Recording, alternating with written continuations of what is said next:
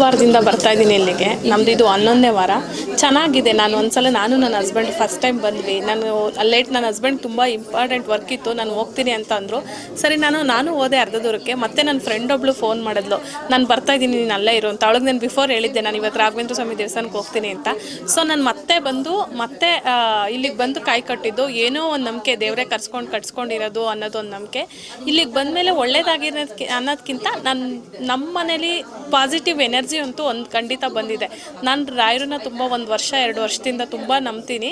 ಯಾವ ಥರ ಅಂದರೆ ರಾಯರು ನನ್ನ ಜೊತೆಲೇ ಇದ್ದಾರೇನೋ ಅನ್ನೋ ಅಷ್ಟು. ನಾನು ಯಾವುದೇ ಒಳ್ಳೇದಿರಲಿ ಕೆಟ್ಟದಿದ್ರೂ ಇದನ್ನು ಯಾವ್ದಾರ ಕೆಟ್ಟದ ಸಮಸ್ಯೆ ಆದರೂ ಕೂಡ ನನಗೆ ಮೊದಲು ಏನಾದರೂ ಒಂದು ಆಯ್ತದೆ ಅಂದರೆ ಒಂಥರ ಏನೋ ಬಾಡಿಲಿ ಒಂಥರ ನಡ್ಕ ಸ್ಟಾರ್ಟ್ ಆಗೋದು, ಭಯ ಸ್ಟಾರ್ಟ್ ಆಗೋದು.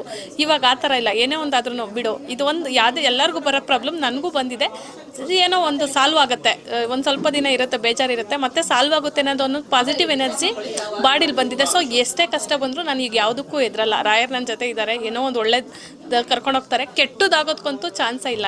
ಅದಕ್ಕೆ ನಾನೇ ಸಾಕ್ಷಿ.